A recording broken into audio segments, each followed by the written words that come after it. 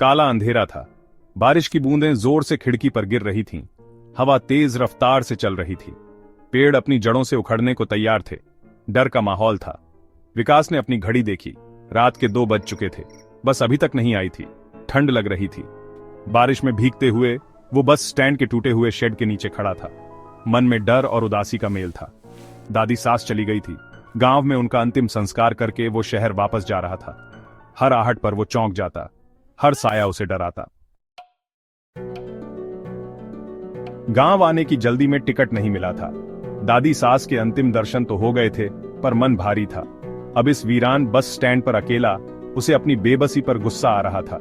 तभी दूर से एक पीली रोशनी दिखाई दी। धीरे धीरे रोशनी तेज होती गई। एक पुरानी बस स्टैंड पर आकर रुकी।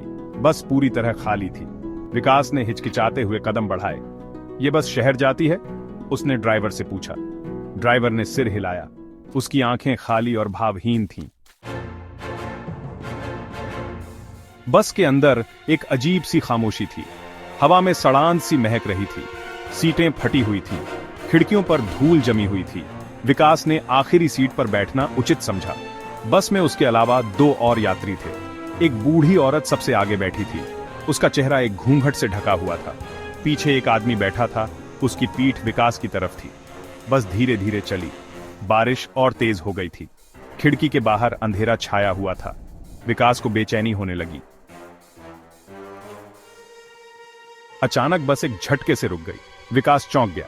ड्राइवर चिल्लाया, आखिरी स्टॉप! विकास ने देखा, बाहर सिर्फ घना अंधेरा था। कोई इमारत नहीं, कोई रोशनी नहीं। यह क्या मजाक है? विकास गुस्से से बोला। ड्राइवर मुस्कुराया। उसकी मुस्कान खोपड़ी जैसी दिख रही थी। विकास ने देखा, बूढ़ी औरत और वो आदमी गायब थे।